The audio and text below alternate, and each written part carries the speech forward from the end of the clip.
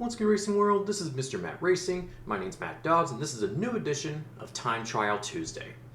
This past weekend, NASCAR went old school, and by that I mean they returned to North Wilkesboro Speedway for a points-paying race in the Cup Series for the first time in 30 years. And I gotta tell you, this past weekend we saw a resurgence, if you want to call it that. Let's just get right into it. Now, starting off, we have the Cup Series. Joey Logano dominated North Wilkesboro, leading 323 out of the 450 laps, had the best car all night, and proved it from start to finish. Badly needed win for Logano, as it jumped him back into the top 16 for the chase standings. Now the question will be, can he keep it there? Logano's had a season to forget for sure. I mean, this week by far was his strongest week. Not just because of the fact that he won the race or he dominated, but most weeks this year, we hadn't even seen him come close to the top 5, or in some other cases, a top 10 running position during the race. And there would be times where he fluked his way into a top 10 on strategy or just late race chaos. But this week, that 22 team flat out earned it. So as far as if he can stay in it or not, it's a rather decent cushion over 17th place in the points he's got right now. Logano sits 49 points above the cut line right now after North Wilkesboro, which by no means is a safe margin, but it's definitely a lot better position now than what he has been in for the majority of the season. And we have seen late season surges in past years from Logano and his team. How else do you think he became a 3-time champion? They just got to keep pushing forward. Otherwise, it'll be a fluke like I've had some of my peers think that it would be. But let me know what you think in the comments on that one. Now, one thing I do want to bring up from the Cup Series race. Alex Bowman with one of the dumbest moves I have ever seen. In the middle of a green flag pit stop sequence, Bowman enters turn 1 and 2 high, knowing that he was going to be pitting when they get to the entrance to turn 3, because that's where the entrance to pit road is at North Wilkesboro.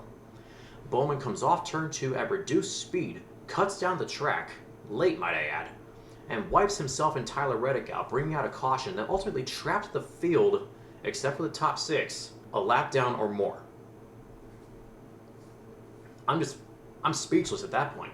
Like, what kind of a move was it? Like, I could expect somebody like a Quinn Houff back in 2020 would do something like that, or a Ty Dillon last year at Las Vegas would do something like that. But a more established driver like Alex Bowman doing something like that? Definitely candidate for boneheaded move of the year.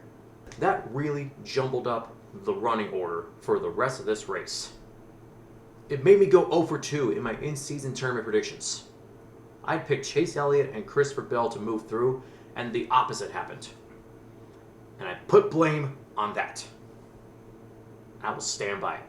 Now, when we go to the Craftsman Truck Series, Chandler Smith, for the second year in a row, wins at North Wilkesboro. Quite a few fast trucks throughout the day, but at the end of the day, it was Smith who was very well positioned and got himself the victory. Is this the start of a championship push for Chandler Smith? I think it is. He's kind of like the Justin Allgaier of the Craftsman Truck Series. He's not winning as many races as Lane Riggs, his teammate, is, but he's putting himself in position to get a lot of points, and consistency has him 3rd in the standings right now. He's not yet locked into the chase, but he very well can be the next driver to do so as early as next week. But for Smith, if he can start winning more races like Allgaier has been doing this year, we might potentially see a front row motorsports battle for this championship if it comes down to it. Clock it. Lane Riggs, Chandler Smith. Those two very well could be fighting it out for the championship amongst each other. Now, from an overall perspective of this past weekend, North Wilkesboro actually delivered some decent racing. Not too bad for a track that hadn't seen a points-paying cup race in 30 years.